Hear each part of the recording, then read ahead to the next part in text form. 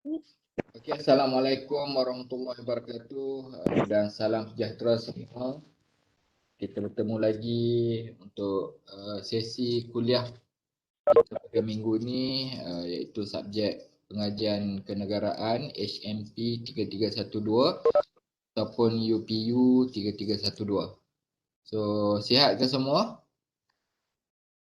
Sihat. Alhamdulillah. Alhamdulillah sihat doktor. Saiful sihat ke Saiful? Sihat doktor. Terbaik. Dekat rumah ke kat rumah sewa? Saya dekat rumah. Kat mana rumah kat mana? Kampung mana? Bacok. Oh, Kelantan. Ya, Beres-beres. beres. Khairunisa dekat college ke dekat rumah Dekat college doktor. Oh, dia datang sini Sem apa 3 Sem 3.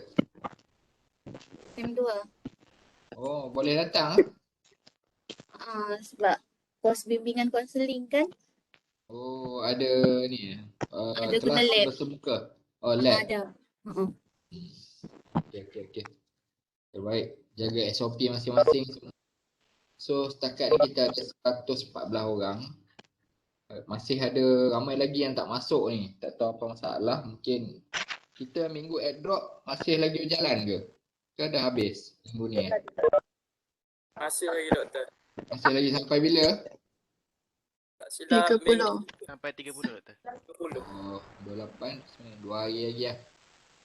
So saya rasa yang ni memang dah mungkin dah memang dah tamat lah ni kot untuk grup ni kan. Jadi yang mana tak hadir tu kena take note lah nanti ketua kelas. Kita dah ada ketua kelas kan. Siapa ketua kelas saya dah lupa dah. Siapa ketua kelas kita? Mana ketua kelas kita? Saya rasa dah lantik dah ketua kelas untuk kelas ni. Dah belum? Dah ke? Dah. Dah kan? Dah doktor dah. So ketua kelas nanti kena kita ambil kehadiran sebab kalau kita ambil kehadiran melalui MyGuru tu dia automatik. Kalau kamu masuk kelas melalui MyGuru, dia akan automatik detect kehadiran kamu.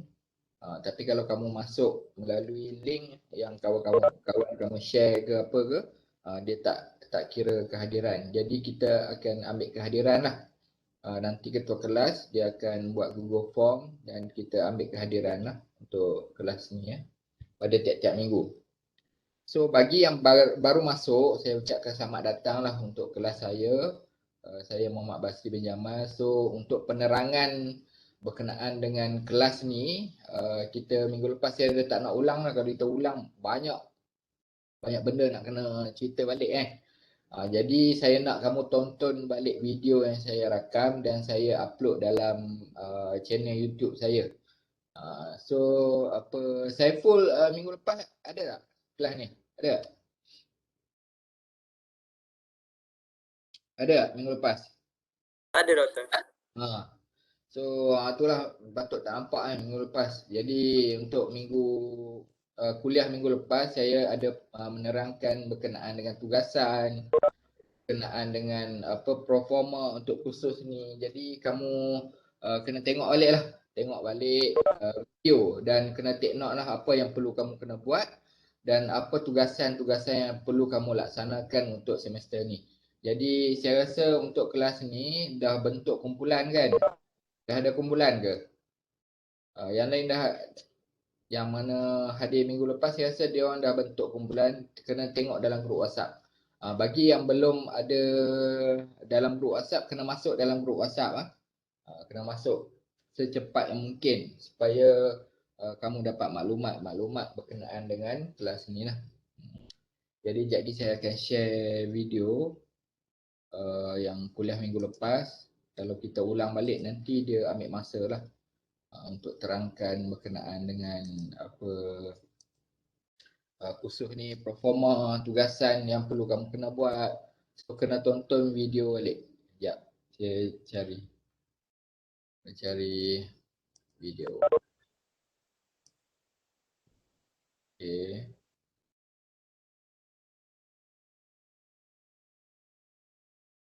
Video.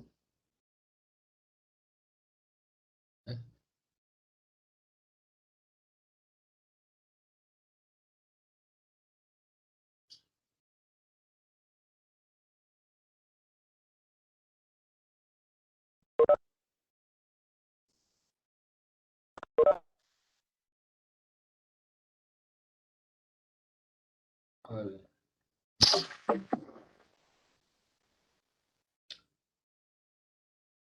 Macam mana nak cari video ni?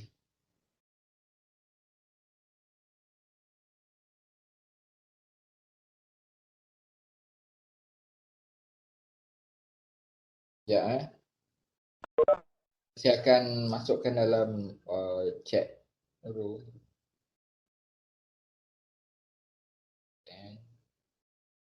Okey. Kuliah pertama.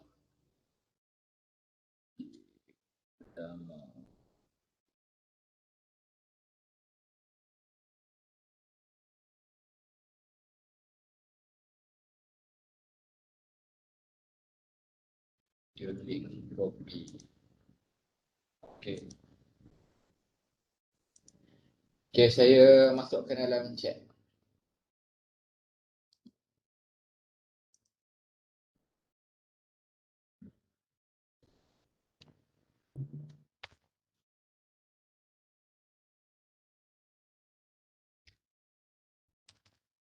Okey ya, tu saya dah masukkan dalam chat dan juga saya masukkan dalam grup WhatsApp.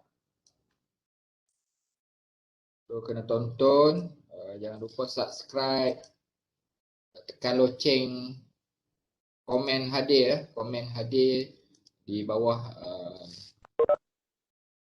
komen video tersebut lah.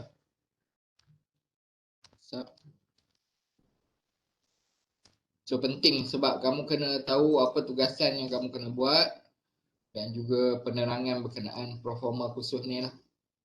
So kena tonton video tu sampai habis tau. Kalau tidak nanti kamu miss untuk maklumat-maklumat berkenaan dengan video apa kita punya kursus lah.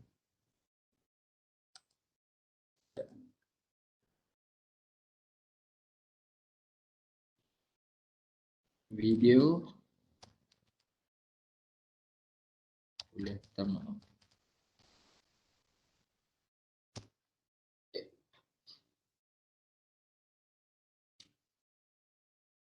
Okay, semoga kamu dapat maklumat-maklumat yang ni lah, yang betul setelah menonton video tersebut, dan juga kena take note apa tugasan yang kamu kena buat, dan juga kena kalau yang belum ada kumpulan nanti kena carilah, tanya dalam kawan-kawan dalam grup WhatsApp untuk masuk kumpulan, dan juga untuk apa satu kumpulan 10 orang tau. Satu kumpulan 10 orang dan kita ada 122 setakat ni, mungkin kita ada 12 kumpulan dan satu kumpulan akan lebih lah 2 orang Jadi kena take note semua dan kena alert lah. Jangan sampai bila dah nak habis semester dia tak tahu lagi dia tak ada kumpulan. Kena cari kumpulan dan masuk dalam kumpulan untuk buat kerja berkumpulan lah. Kita ada beberapa tugasan dan juga subjek ni kita ada final exam lah untuk 30 markah dan 30%. Jadi kena prepare lah nanti untuk final exam. Untuk final exam tak apa, nanti kita akan bagi tip untuk apa soalan-soalan yang kamu kena jawab.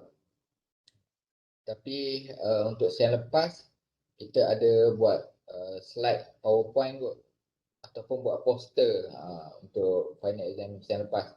So untuk sem ni kita belum tetapkan lagi apa tugasan yang perlu kamu buat untuk final exam ataupun final assessment. Okey, line slow. Line slow ni masalah. Saya tak boleh, saya plan untuk kita tukar ke Google Meet tapi tak boleh. Sebabnya kelas kita terlalu ramai. Kalau pakai Google Meet dia maksimum 100. Jadi kelas kita ada 120 lebih, dia tak boleh, tak support lah. Jadi kalau kita pakai Google Meet nanti ada yang tak dapat masuk kelas. So kita stay pakai Webex sampai habis semester lah. Ya. So untuk minggu ni kita akan teruskan dengan kuliah yang pertama berkenaan dengan konsep negara ataupun konsep kenegaraan. Ya, saya share slide. So untuk kelas saya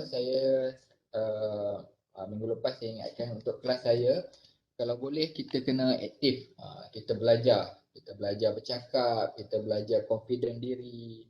Saya nak latih kamu daripada sekarang, kamu mungkin SEM 1, ada SEM 2, ada 3. So kita kena sentiasa belajar untuk confident diri, berlatih bercakap. Jangan malu-malu, tak payah malu. Dengan saya tak payah malu. Dengan awek, dengan pak guru kamu tak malu. Dengan saya pun jangan malu. Sebab kita proses belajar ni kita tak boleh nak malu-malu. Kalau kita malu-malu, kita senyap, kita tak buat apa, nanti kita ketinggalan dan juga kita akan rugi. Okay, saya share slide. Salah ni, salah.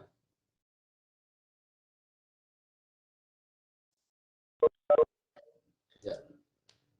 Salah slide.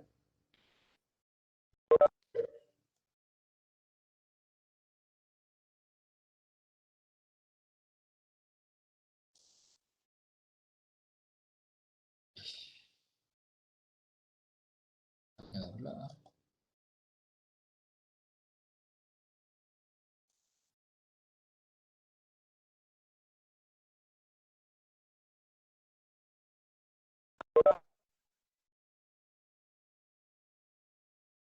Okay.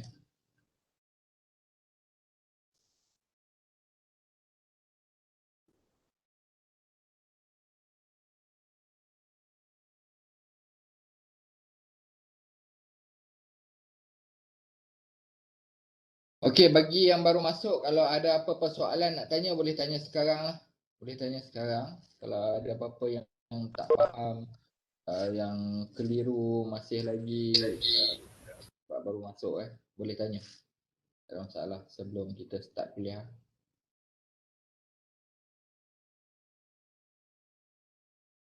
Okey, seperti yang saya sedia maklum pada minggu lepas, kuliah kita tak lama tau. Kuliah kita tak lama sebab saya fahamlah keadaan kamu yang line mungkin slow, lagi satu kamu menggunakan data internet yang beli prepaid apa semua kan. Kalau satu hari kamu ada 5 kelas, ada 6 kelas, masak agak, koyak agak tu nak beli prepaid kan, nak beli internet.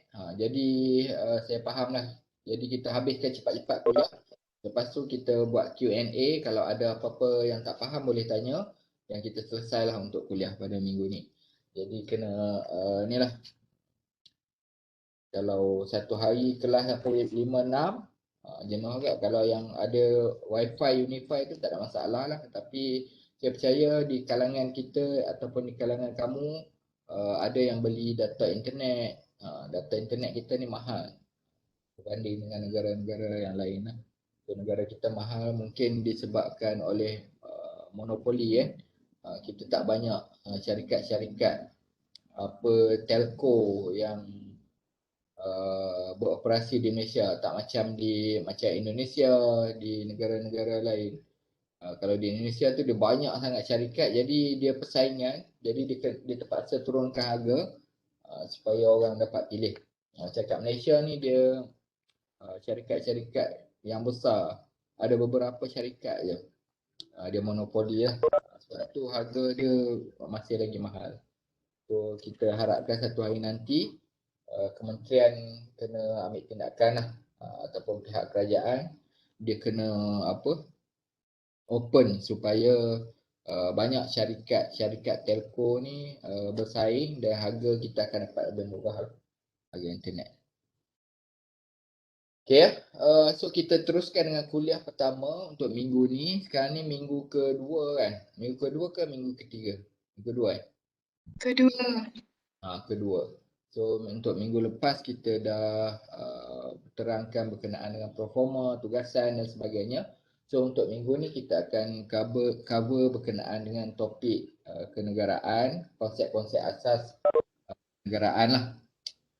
Jadi untuk topik-topik sejarah kita akan fokus kepada penting-penting sahaja sebab sejarah ni kita dah belajar banyak. Kalau yang dah ambil STPN sejarah dia dah belajar detail. Kita belajar sejarah ni daripada darjah 6 kita dah start belajar. So benda-benda yang sama. Jadi kita akan pilih topik-topik yang orang cakap yang penting sajalah untuk kita fokus dalam subjek kenegaraan ni.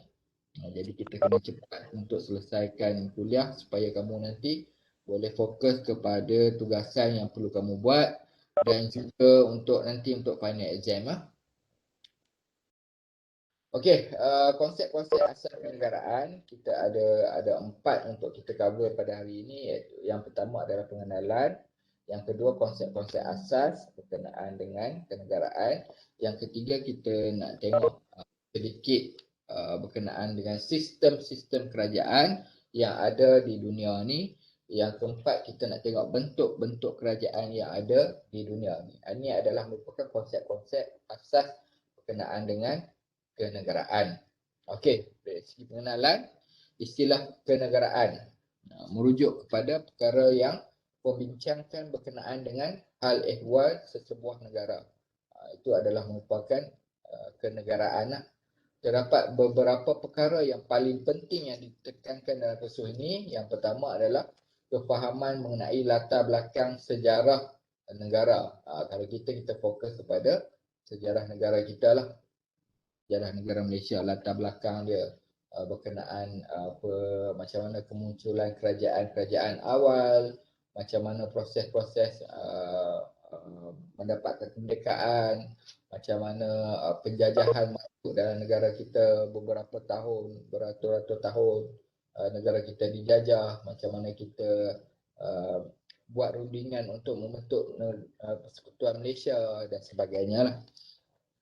Okay, dalam masa yang sama, kursus ini membina penghayatan yang wajib dan dalam diri dan sanubari rakyat Malaysia. So untuk kursus ini kita akan orang cakap belajar berkenaan dengan sejarah-sejarah penubuhan Malaysia, sistem-sistem kerajaan. Jadi kursus ini sangat penting sebenarnya.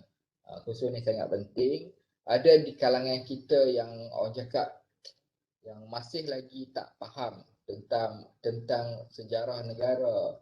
Dia bukan tak faham sebenarnya, dia belajar tapi dia tak minat. Dia tak minat, dia tak nak ambil tahu pasal politik. Padahal benda tu adalah kita perlu lalui pada hari-hari. So saya harap selepas kamu dah dapat, orang cakap dah belajar kursus ni, kamu jadi seorang yang prihatin terhadap dalam negara kita ataupun haiwan kita, sama ada politik, sosial, ekonomi dan sebagainya. Sebab benda tu sangat-sangat penting. Bukan kerana apa penting sebabnya kita lalui kehidupan harian kita ni berkenaan dengan situasi dalam negara kita ataupun berkenaan dengan kenegaraan. Dia kena ada dalam diri kita. Contohnya pilihan raya. Kita kena tahu berapa umur yang kita layak untuk mengundi. Saya nak tahu berapa umur. Siapa yang tahu? Sekarang ni berapa umur untuk kita layak mengundi? Siapa tahu? 1 tahun. 21 ke atas. Sekarang ni tu 21 tu dulu. Setelah dibawa di parlimen, masa kerajaan PH memerintah itu, kita dah buat semakan semula dan juga kita dah buat perlembagaan. Kita dah mengubah ataupun kita dah mengubah perlembagaan untuk supaya kita buat undi 18 tahun dan telah diluluskan. So perubahan dalam perlembagaan itu telah diluluskan melalui proses-prosesnya dan proses-proses tu nanti kita akan belajar macam mana kita nak ubah perlembagaan. Dia ada proses-proses dia. Dia perlembagaan ni kita boleh berubah. Dia bukan statik dan dia boleh berubah mengikut keadaan semasa. Itu adalah ciri-ciri perlembagaan kita lah. Jadi untuk undi, kelayakan mengundi, sekarang ni kita dah diubah perlembagaan. Untuk undi 18 tahun ke atas kita dah layak untuk mengundi lah. Dan juga dengan syarat-syarat yang lain. Okey ya. So 21 tahun tu yang dulu, tapi sekarang ni kita tengok nanti PRM Melaka ni pada 20 hari bulan, PRM Melaka tengok dia akan laksanakan tak untuk undi 18. Kita tunggulah tengok keputusan daripada SPR. So kalau layak mengundi 18, nanti kamu saya rasa ada di kalangan kamu juga layak yang mana orang Melaka dia layak untuk mengundi. So bila dah layak untuk mengundi, kamu kena tunaikan tanggungjawab kamu sebagai seorang warga negara Malaysia, seorang warga negeri Melaka dan seorang yang bertanggungjawab untuk negeri dia atau untuk masyarakat dia kena mengundi. Jangan sia-siakan peluang yang kita ada untuk kita memilih pemimpin yang kita rasa dia layak untuk memimpin kita ataupun dia dia berhak untuk menjadi pemimpin untuk membawa suara-suara kita ke peringkat yang lebih tertinggi lah, ataupun membela nasib kita ataupun masyarakat secara keseluruhan dia. Yang ketiga, sebagai rakyat Malaysia, perkara tersebut akan digunakan sebagai pedoman dan amalan hidup setiap warga negara Malaysia.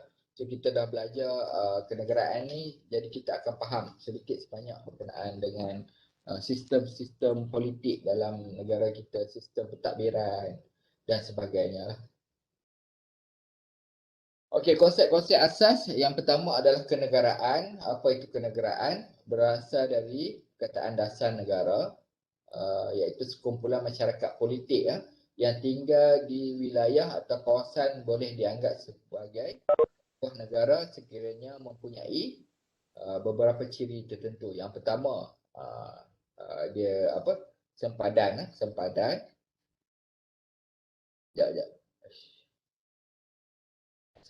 Yang kedua, penduduk, kerajaan, dan yang ketiga, kedaulatan. Kedaulatan ni maksudnya dia dalam negara tu dia ada undang-undang, dia melaksanakan undang-undang tu dengan dengan adil dan saksama lah. Dia sempadan. Kalau sempadan maksudnya kawasan tu dia ada wilayah dia. Dia ada wilayah dan dia ada sempadan negara dia. Contohlah macam Malaysia, kita ada sempadan negara Malaysia, kita ada berapa sempadan. Kalau di selatan kita ada sepadan dengan Singapura. Kalau di utara kita ada sepadan dengan Thailand. Kalau di pantai timur juga kita ada, kalau di timur juga kita ada sepadan dengan Thailand. Kalau ni sepadan dengan Indonesia ada tak sepadan? Ada kan dekat sebelah Sarawak. Kita ada sepadan dengan Indonesia. Itu maksudnya sepadan, dan orang cakap kita ada wilayah kita tersendirilah. Itu adalah merupakan antara ciri-ciri sebuah negara. So yang kedua, kita ada penduduk. Betul tak? Yang kedua, betul, penduduk. So maksudnya penduduk yang menetap di sini. Contohnya macam kita lah. Kita adalah penduduk menetap di negara Malaysia. So kita nak tahu kita penduduk tetap tu macam mana? Kita ada kad pengenalan, kita ada surat beranak, kita ada CJ kelahiran. CJ kelahiran sama dengan surat beranak. Surat tu adalah merupakan bukti yang mana kita adalah warga negara Malaysia. So satu lagi bukti tahu apa? Siapa tahu? Ada bukti yang mengesahkan kita adalah warga negara Malaysia. Siapa tahu? Selain daripada IC, kad pengenalan, surat beranak. Siapa tahu? Tak tahu eh? Apa? Tanda suntikan BCG. Betul. Sebab itulah kalau polis, kalau dia jumpa mayat, dia yang pertama sekali dia akan tengok ni. Kalau mayat tu masih elok lah, dia akan kena pasti sama ada rakyat ni warga negara atau tak. Dia akan tengok bekas suntikan BCG dekat bahu kita. Sebab suntikan ni, dia orang sengaja untuk tinggalkan kesan. Dia bukan sahaja orang cakap ubat ke apa ke. Dia memang untuk tanda kita sebagai kita rakyat ataupun kita seorang warga negara Malaysia lah. Jadi kalau dulu mak saya cakap lah, kalau dulu dia orang pakai jarum yang panas tu supaya nak bagi lekat kesan. Kalau kita sekarang ni dia mungkin pakai ubat lah untuk timbulkan kesan dekat bahu kita kan. Kalau dulu pakai jarum panas, dia orang layur jarum tu, lepas tu cucuk congkeh pula. bagi luka teruk untuk hasilkan apa kesan yang kekal sampai kita mati lah. Itu adalah merupakan kita punya identiti sebenarnya. So kalau check kat bahu masing-masing, kalau tak ada masalah. Kalau tak ada ni masalah. Nanti dia itulah akan dipetikaikan lah sebagai seorang warga negara Malaysia. So nanti benda-benda warga negara ni dia ada banyak jenis warga negara. Jadi kita akan teruskan dengan topik yang seterusnya lah untuk topik-topik berkenaan dengan kewarganegaraan. Nanti kita akan belajar secara lebih detail lah. Okey, yang kedua adalah kerajaan. Kerajaan adalah merujuk kepada fungsi-fungsi yang terlibat dalam pengurusan dan perjalanan hal ehwal sesebuah negara. So kerajaan ni macam kerajaan kita sekarang lah. Kerajaan ni dia boleh berubah-ubah, dia berkaitan dengan politik sebenarnya.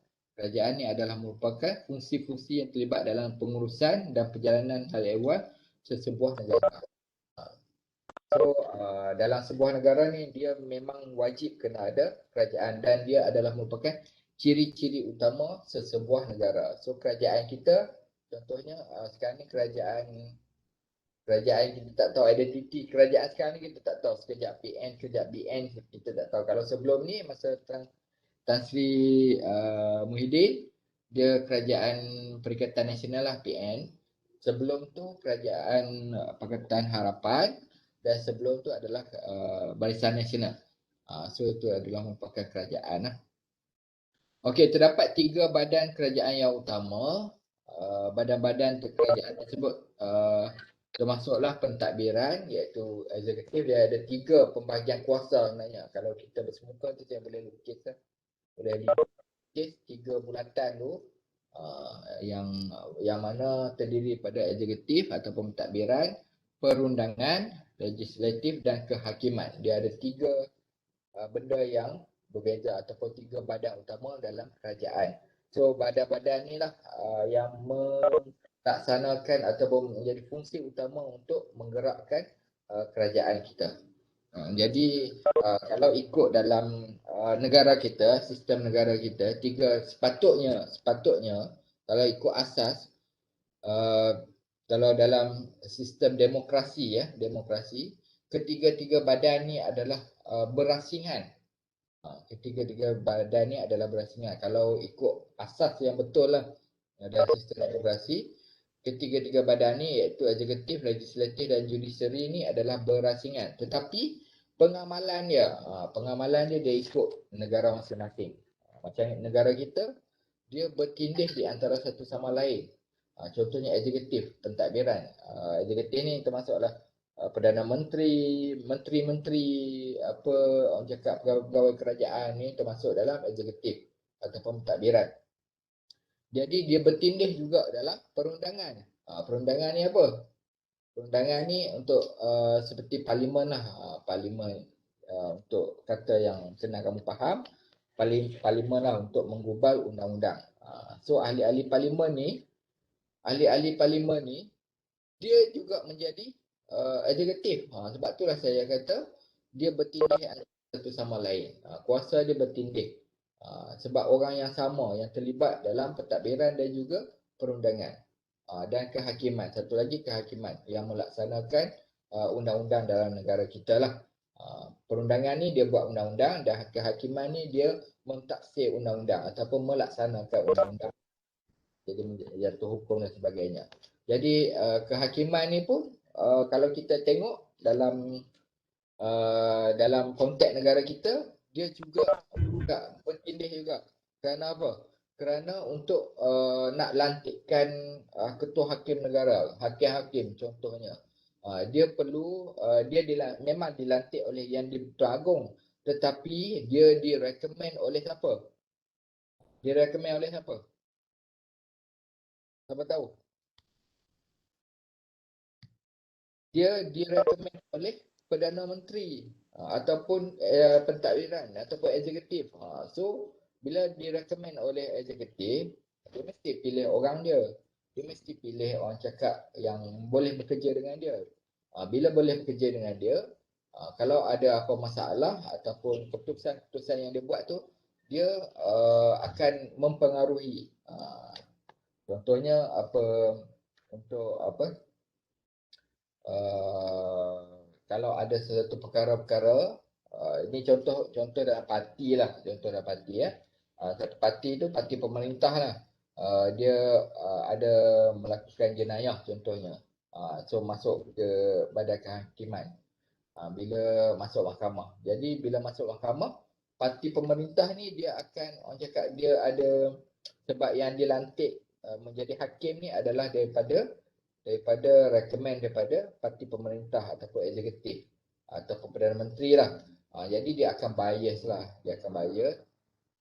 Macam mana pun dia akan bias. Sebab yang dilantik ni adalah orang-orang yang baik dengan eksekutif yang melantik tu, yang rekomen tu. Jadi dia akan nampak bias kat itu. Sebab itulah kita dalam konsep negara kita ni, dia bertindih antara satu sama lain. 3 badan ni dia bertindih. Pentadbiran, perundangan dan juga kehakiman. Ke ada pendapat lain yang kata tak? Kalau ada, boleh kita berbahas dekat sini, tak ada masalah. Cuba bagi pendapat ataupun cuba beranikan untuk bercakap ataupun bagi cadangan dan sebagainya. Kita belajar. Kena faham, kita belajar. Kalau salah tak ada masalah. Kalau salah kita akan perbetulkan. Boleh nampak ke slide ni? Senyap dia. Boleh, Doktor. Doktor. Sekejap Okey, kita teruskan dengan sistem kerajaan. Ada beberapa sistem kerajaan, iaitu monarki, demokrasi, totalitarian, autokratik ya. Yang top lah sebenarnya, yang top. Orang cakap sistem kerajaan yang top dalam dunia ni ya. Sebenarnya ada lagi. Ada sosialis, komunis. Sosialis tu komunis lah. Sekejap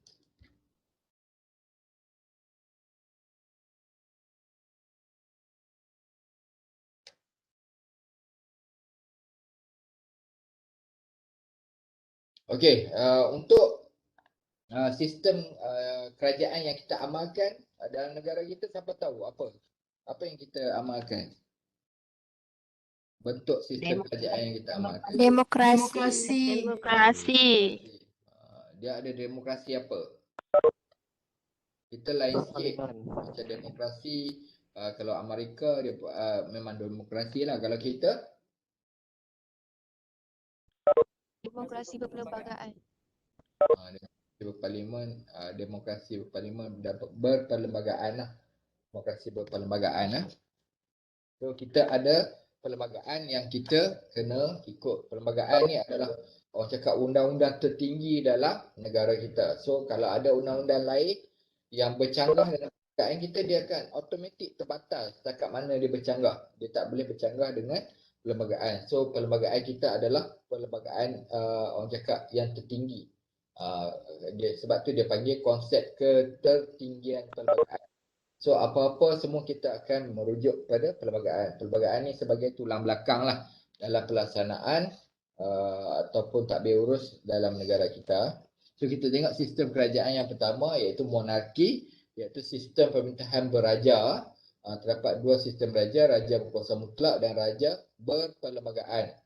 Lawan kepada sistem ni adalah sistem republik. So kalau kita tengok sistem monarki ni, masih adakah negara dalam dunia ni mengamalkan sistem monarki? Ada tak? Ada tak? Korea Utara. Korea Utara. Korea Utara dia ada raja ke? Dia bukan raja kan? Dia bukan raja. Thailand atau? Thailand dia beraja, tapi dia bukan berkuasa mutlak.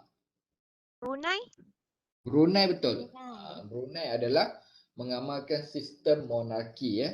Sebab dia raja berkuasa mutlak, dan selepas raja tu, maksudnya raja, dan dia akan turunkan kepada anak-anak dia lah untuk kepimpinan dia. Ataupun kepimpinan seterusnya lah. Dia tak macam kita. Kita raja berperlembagaan. Jadi untuk negara kita, kita tak panggil monarki lah. Kita panggil demokrasi berparlimen, raja berperlembagaan. Jadi walaupun ada raja, tapi raja juga dia seharusnya ataupun dia wajib lah ikut peruntukan-peruntukan yang ada dalam perlembagaan. Dia tak ada kuasa mutlak lah. Tapi dia ada kuasa-kuasa budi bicara dia. Yang tu kita akan belajar dalam topik-topik yang lain lah. Topik-topik seterusnya. Okey, yang kedua, demokrasi. Iaitu sistem pemerintahan yang dibentuk dari rakyat dan dipilih oleh rakyat untuk rakyat. Maksudnya, kita yang pilih, macam sekarang lah, kita yang pilih, pemimpin kita, pemimpin tu dia kena berkhidmat balik untuk kita. Pemimpin dipilih atas suara ramai, biasanya menggunakan kaedah pilihan raya. So dalam negara kita, kita mengamalkan sistem demokrasi lah. Demokrasi berparlimen, raja berperlembagaan. Jadi ciri-ciri demokrasi ni dia ada pilihan raya, dia ada kebebasan bersuara, dia ada kebebasan media. Kalau kita tengok dalam konteks negara kita, ada tak benda-benda ni, ciri-ciri demokrasi ni? Ada tak? Kalau pendapat kamu, ada tak ciri-ciri demokrasi dalam negara kita? Ada tak? Ada ke? Ada doktor.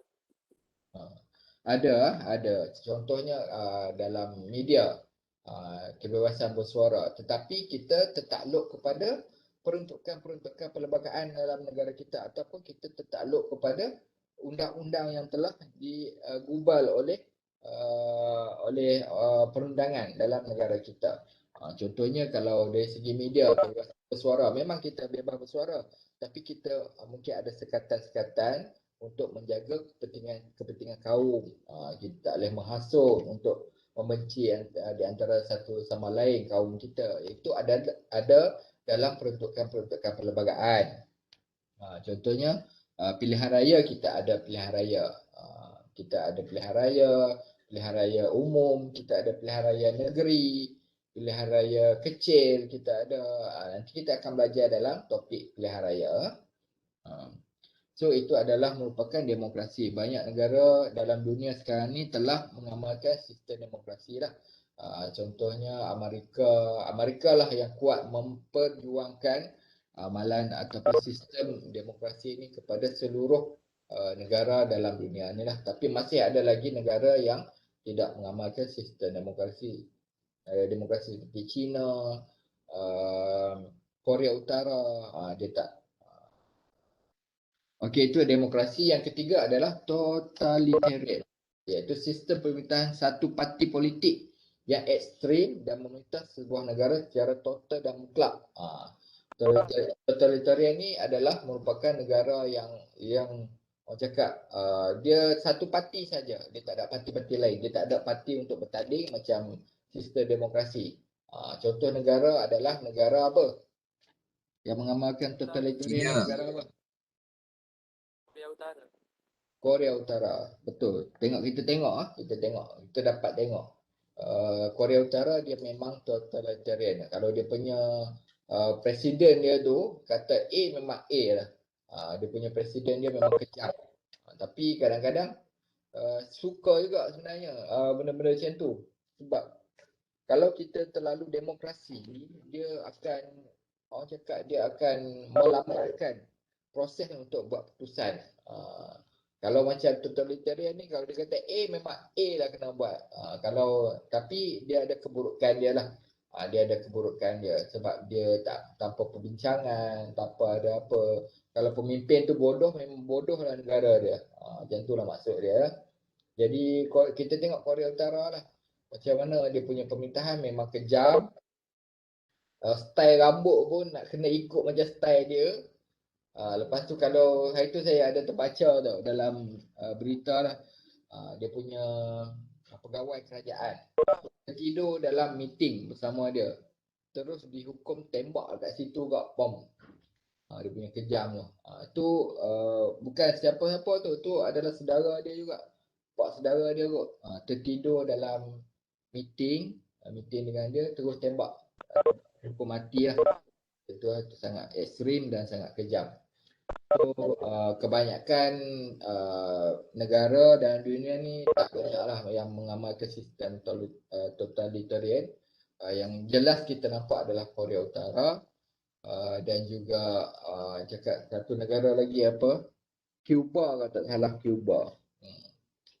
Okey, seterusnya yang keempat adalah autokratik, iaitu sistem pemerintahan dari seorang pemimpin yang berkuasa mutlak. Ini adik-beradik pada totalitarian. Autokratik ni sama, lebih kurang lah. Dia sistem pemerintahan dari seorang pemimpin yang berkuasa mutlak. Sama jugalah. Kalau, kejap. Yang ni sepatutnya Korea Utara. Yang ketiga ni adalah negara China. Dia ada satu sistem politik sahaja. Satu parti politik saja. Kalau kat China ni dia satu parti politik saja. So siapa jadi pemimpin parti politik tu dialah yang jadi presiden negara tu. Kalau macam autokratik ni dia memang daripada seorang pemerintah lah, pemimpin yang berkuasa mutlak, dia kontrol semua. So macam dulu kita Malaysia pun orang kata lah, orang duk sebut, tapi kita mengamalkan sistem demokrasi parlimen. Jadi dulu ni sindiran-sindiran lah. Masa zaman Mahathir dulu orang cakap dia memang autokratik. Sebab dia punya keputusan memang semua kena ikut pemimpin kuasa mutlak. Tapi pada dasarnya kita mengamalkan sistem ni lah. Tapi ada baiknya sebenarnya. Dia ikut, orang cakap budaya lah, ikut budaya. Kalau demokrasi, kalau tak sesuai dengan budaya kita, kita juga dia akan, orang cakap, menghancurkan negara kita. Contohnya macam negara Arab. Negara-negara Arab ni dia kena, orang cakap, kena keras sepatutnya lah. Bagi pendapat saya lah, dia kena mengamalkan sistem totalitarian, dia kena mengamalkan sistem autokratik supaya dia dapat kontrol dia punya rakyat dia. Kalau kita amalkan sistem demokrasi ni, dia akan hancur. Dia akan bergaduh, dia macam-macam lah terjadi ya. Sebab dia bebas untuk kita bersuara, pendapat, nak pilih pemimpin dan sebagainya. Okey, bentuk-bentuk kerajaan yang ada di dunia, kerajaan kesatuan, iaitu kerajaan pusat adalah pemerintah mutlak yang mentadbir seluruh negara, contoh Indonesia, United Kingdom dan banyak lagi. Ini adalah negara-negara ataupun bentuk-bentuk kerajaan yang ada dalam kerajaan kesatuan. Maksudnya dia berpusat, dia tak ada negeri. Macam kita ada negeri. Itu dipanggil konfederasi ataupun persekutuan ataupun federalism. Itu nanti kita akan belajar secara detail lah. Kerajaan konfederasi adalah pemerintah kerajaan yang memberikan banyak kuasa kepada kerajaan negeri. Tidak lagi diamalkan pada masa ini. Dia macam negara kita dia pakai kerajaan persekutuan. Kerajaan pusat dia ada bidang kuasa dia, kerajaan negeri ada bidang kuasa dia, tapi lebih kepada yang mengontrol semua ni adalah kerajaan pusat lah. Kalau kerajaan konfederasi ni dia bagi kuasa kepada kerajaan negeri untuk melaksanakan pentadbiran. Dia lebih kuasa lah, tapi tak adalah setakat ni sampai hingga masa kini dia tak ada lagi kerajaan yang mengamalkan orang cakap bentuk-bentuk kerajaan konfederasi. Yang ketiga adalah kerajaan persekutuan, kerajaan yang mempunyai dua peringkat, negeri dan persekutuan. Di kedua-dua kerajaan tersebut mempunyai kuasa autonomi masing-masing. So macam negara kita, kita ada bidang kuasa kerajaan pusat, kita ada bidang kuasa kerajaan negeri. So dua-dua bidang ni adalah kalau ada persamaan ataupun kalau ni dia panggil kuasa bersama. Contohnya berkenaan dengan kebajikan. Sebab itulah kalau pejabat kebajikan masyarakat, kalau kamu perasan kalau dekat daerah-daerah, dia ada dua staf. Satu staf daripada kerajaan persekutuan ataupun pusat dan satu staf dilantik oleh kerajaan negeri. Dia ada dua. Sebab dia ada dalam senarai bersama. Bidang tugas dia bersama. Contoh, kalau bidang kerajaan negeri, bidang agama Islam. Agama Islam ni dia setiap negeri berkuasa setiap negeri. Sebab tu kalau kita tengok kalau denda-denda jenayah syariah di setiap negeri adalah berbeza. Itu adalah kerana bidang kuasa dia terletak pada bidang kuasa negeri masing-masing lah. Dan diketuai oleh siapa? Kalau bidang agama Islam ni dia diketuai oleh siapa? Tahu?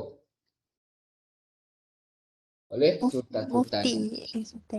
Oleh sultan-sultan. Kalau negeri yang tak ada sultan, siapa yang ketua agama? Negeri yang tak ada sultan. UAT. Tak. Kalau yang tak ada sultan, ketua dia adalah yang di-Pertuan Agong lah. Di bawah kuasa yang di-Pertuan Agong. So kalau negeri yang ada sultan, dia ketua agama dia adalah sultan lah. So kita ada bidang kuasa, kita ada pembagian bidang kuasa. Contohnya kalau tanah lebih kepada bidang kuasa kerajaan negeri. Sebab itulah kalau kerajaan pusat macam Putrajaya, dia nak tumbuhkan Putrajaya, dia kena dapat kelulusan daripada kerajaan negeri Selangor untuk meluluskan ataupun untuk buat perundingan lah. Mungkin dia ada share dan sebagainya. Sebab kuasa tanah ni di bawah bidang kuasa kerajaan negeri.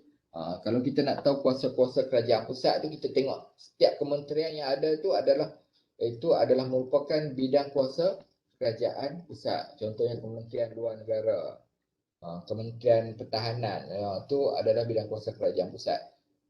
Kementerian Dalam Negeri, Polis dan sebagainya, itu adalah merupakan bidang kuasa kerajaan pusat lah. Nak tahu bidang kuasa kerajaan pusat, kita tengok senarai kementerian. Itulah dia bidang kuasa kerajaan pusat. Okey, setakat ni ada apa-apa nak tanya? Setakat ni ada apa-apa nak tanya? Yes. Nak tanya yang autokratik punya pemerintahan tu kan, macam mana dia orang lantik pemerintah tu? Macam itulah. Autokratik Tengok ni. Ni sistem tahan dari seorang pemimpin yang berkuasa mutlak.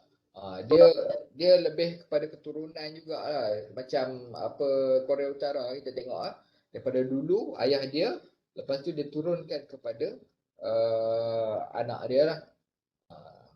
Yang ni anak dia sepatutnya hari tu anak dia yang kena bunuh dekat Malaysia tu kan. Lepas tu dia arahkan supaya bunuh sebab anak dia yang dekat Malaysia tu, yang kena bunuh kat Malaysia tu, yang diracun tu, dia hidup di luar negara, dia belajar, dia menyokong sistem demokrasi. Sebab tu dia orang tak nak. Sebab tu kalau boleh dia orang nak hapuskan kalau amalan demokrasi ni, sebab supaya dia orang nak kekalkan kuasa lah. So saya rasa orang cakap sistem ni takkan kekal lama sebab satu hari rakyat dia sendiri yang akan memberontak lah. Sekarang ni pun ramai rakyat Korea Utara yang lari keluar negara, yang tak nak duduk dalam negara yang mengokong dia lah. Ramai yang keluar, ramai yang duduk lari daripada negara tu lah. Sebab sekarang zaman dah lain. Kalau dulu tak ada masalah, tapi kalau sekarang kita dah lain. Generasi sekarang ni dah lain. Lebih terbuka, orang cakap lebih matang, lebih nak tahu segala benda. Sebab tu saya rasa kerajaan yang autokratik ni dia takkan kekal lama lah. Terpulang kepada dia punya pemimpin lah. Mungkin dia akan ubah sikit, dia akan lebih terbuka sikit dan sebagainya lah. Kalau kita tengok Kim pun dia sekarang ni dia nampak lebih terbuka lah, lebih terbuka. Contohnya hari tu dia dah jumpa Trump, dia lebih ni. Kalau tidak dulu lagi tak nak, dia tak ni. Suka orang masuk campur urusan negara dia. Dan orang cakap dia tak nak terima langsung ideologi yang lain. So kalau kita tengok satu lagi sistem iaitu sosialis sosialis yang dibawa oleh komunis Karl Marx dan Engels dia ni. Tapi kalau kamu, saya ada dia punya buku.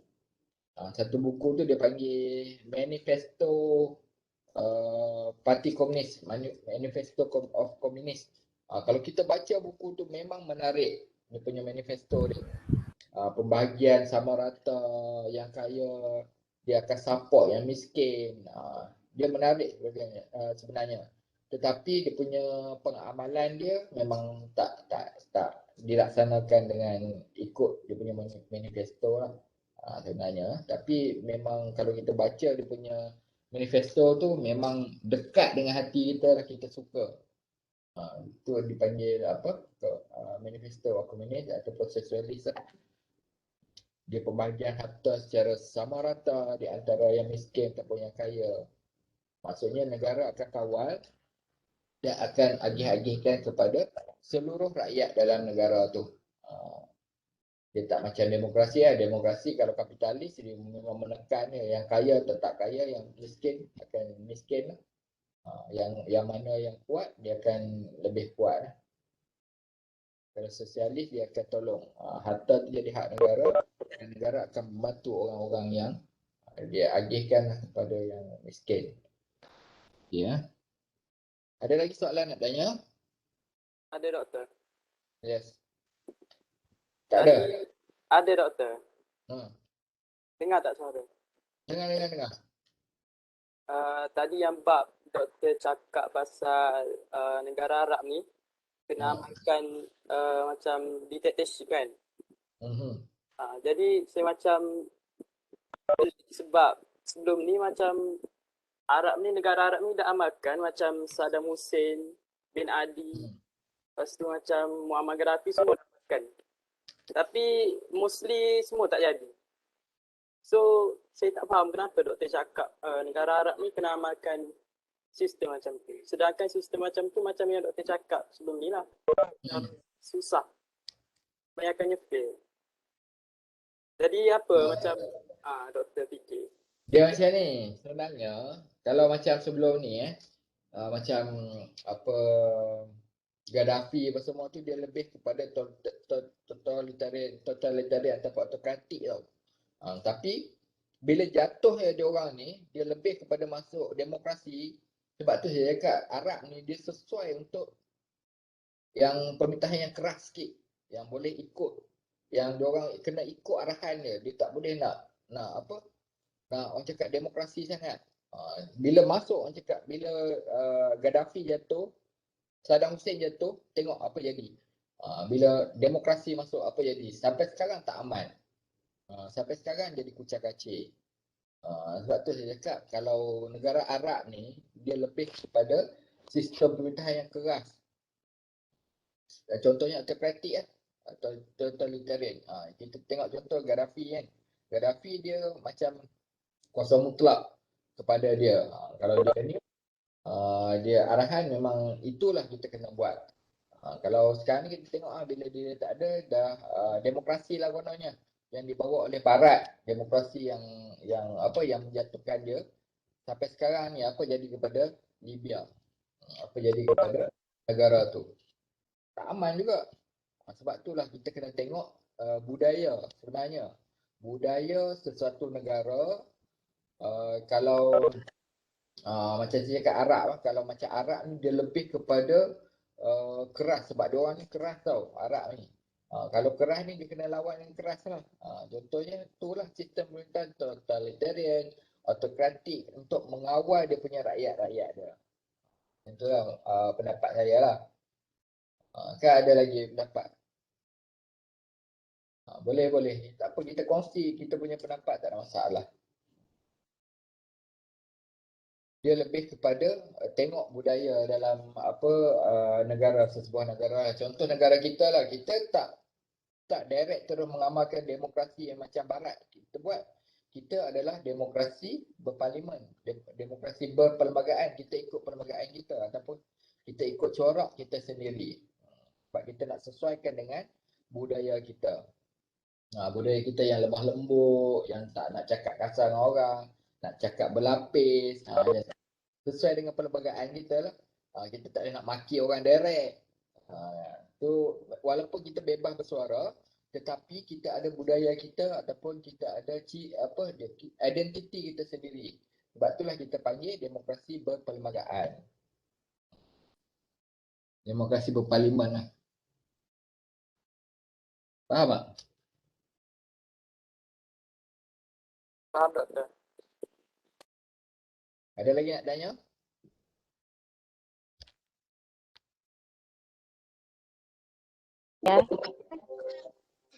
அழகா இருக்கணும்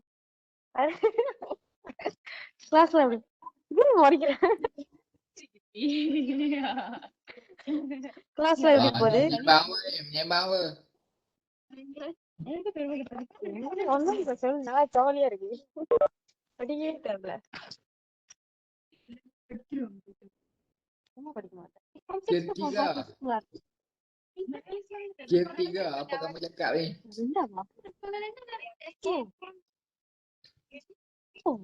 Apa ni நீங்க Okay, kalau tak ada apa-apa soalan, kita stop kat sini lah untuk minggu ni. Kan pukul 12 tadi. So sejam juga lah. நான் kata So, சொல்றேன் kita பாரு stop dekat sini. Dan video ni saya akan record dan akan masuk dalam channel YouTube. Nanti kalau nak tengok balik boleh lah. Kalau siapa yang tak ada nanti maklumkan kepada dia untuk tengok balik lah. So ketua kelas kita mana ketua kelas? Ketua kelas? Ketua kelas kita? Karonisa? Ketua kelas. Jangan lupa nanti kita ambil kehadiran. Kita ambil kehadiran secara Google Form lah. Lepas tu slide saya akan masuk dalam My Guru. Slide kuliah saya akan masuk dalam My Guru nanti ya. Kamu tengok nanti dalam My Guru. Dan slide banyaklah nota-nota kuliah nanti saya akan masuk. Dan yang paling penting sekali nanti, yang mana yang tak hadir pada minggu lepas, kamu kena tonton video yang saya bagi tadi dan link tu, dan kena take note apa tugasan yang perlu kena buat, dan juga berkenaan dengan tugasan tu kumpulan. Kena bentuk kumpulan lah, kena check dalam grup masing-masing ataupun dalam grup kelas kita kumpulan-kumpulan mana yang belum penuh, dan juga kalau dah penuh kena bentuk kumpulan yang baru lah. Okey ya. Okey, kalau tak ada apa-apa kita jumpa lagi minggu hadapan, dan jaga diri elok-elok, jaga SOP, jaga makanan supaya kita terhindar daripada sebarang penyakit lah. So kita jumpa lagi. Assalamualaikum warahmatullahi wabarakatuh dan salam sejahtera semua. Waalaikumsalam. Terima kasih doktor. Terima kasih doktor. See you, doktor.